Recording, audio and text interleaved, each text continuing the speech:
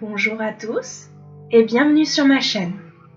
Bienvenue aux nouveaux abonnés, à ceux qui l'étaient déjà et à ceux qui viendront sur cette chaîne sans s'être abonnés. Si l'histoire vous plaît, n'hésitez pas à nous rejoindre. Une petite communauté bien sympathique autour de jolies histoires, certaines douces, certaines plus effrayantes, comme celle d'aujourd'hui. Je vais donc vous laisser profiter d'une belle histoire, une histoire un peu effrayante aussi, intitulée « Mon banquier me rend folle ».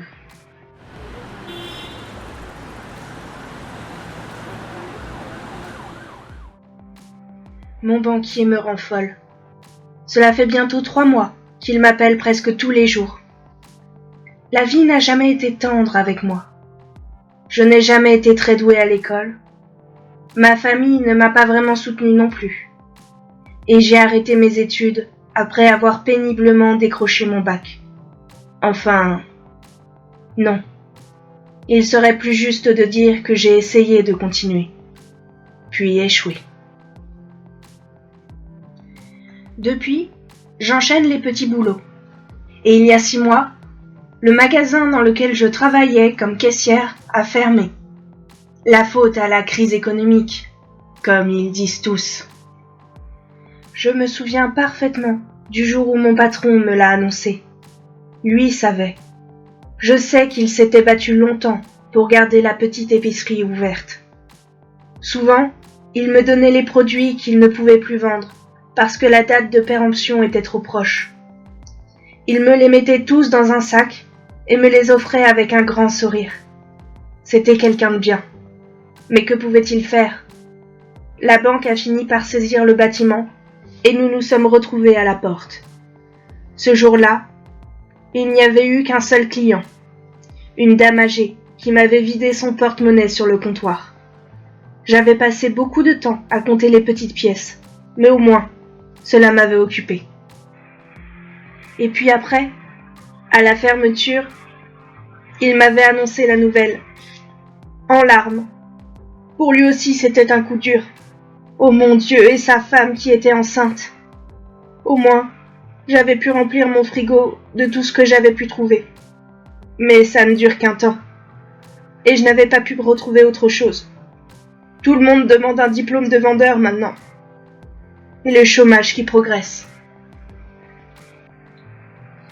Le problème, c'est que depuis 3 mois, les factures s'accumulent. Je n'ai plus de quoi les payer. Et les coups de fil se sont multipliés. Toujours la même rengaine. Toujours les mêmes menaces. Ma carte bleue est bloquée depuis maintenant 3 semaines. J'ai même été obligée de reprendre contact avec mes proches pour leur emprunter de l'argent. La pire humiliation de ma vie.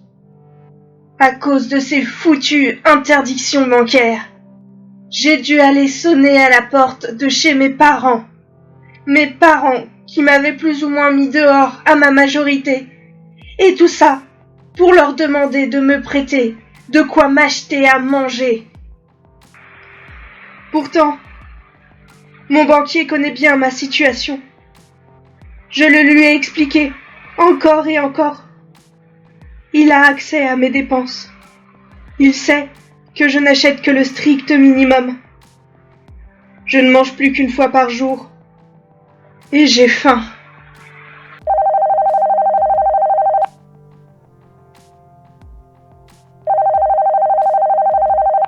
Et cette foutue sonnerie de téléphone, elle me vrille les tympans, me terrorise. Je regarde le numéro. C'est encore lui. Pourquoi ? Mais pourquoi, mon Dieu ? Pourtant, je fais tout ce qu'il faut. Je me suis inscrite à Pôle emploi. J'envoie des CV tous les jours. Je vais à des entretiens. Je ne fais de mal à personne. Et je prie tous les soirs. Et je n'achète que le minimum vital. Alors, pourquoi moi, mon Dieu ? Soudain, tout s'arrête. La sonnerie, mais aussi la lumière. Et le bruit agaçant de mon vieux radiateur. Non ! Non, ce n'est pas possible ! Il n'aurait pas osé ! Pas en plein hiver !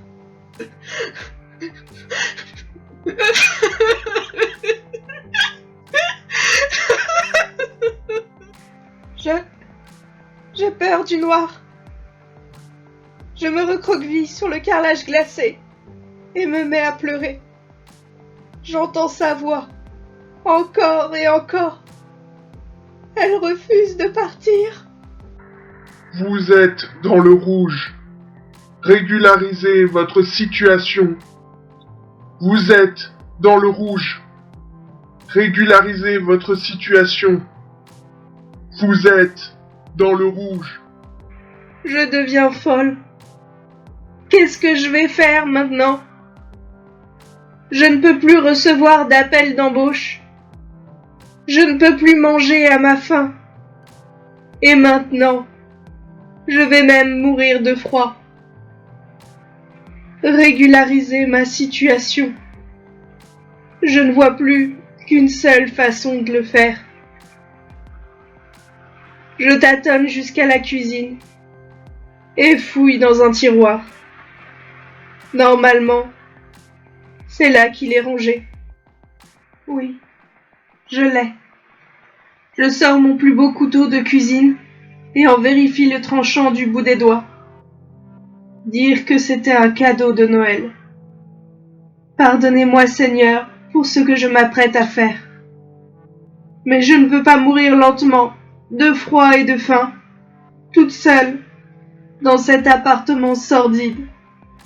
Autant régulariser la situation dès maintenant. Ma vision se brouille. Je suis dehors. Il fait froid. Il a même commencé à neiger. Mais tout ça sera bientôt terminé. Je vois au loin des lumières bleues. Un des voisins a sûrement appelé en me voyant. Ils viennent pour moi. C'est merveilleux. Je ne serai bientôt plus seule. Le sang coule lentement, montant petit à petit le long de mes doigts. La lame tombe au sol et colore le tapis blanc. Je vois des silhouettes se précipiter vers moi. L'un d'eux passe derrière, sur le seuil de la grande et belle maison, où il doit faire bien chaud. Là, par terre, une silhouette étendue dans une mare de sang. C'est terminé. Fini la faim et le froid. Je vais être logée, nourrie et blanchie. Et maintenant, monsieur le banquier, dites-moi, qui est dans le rouge?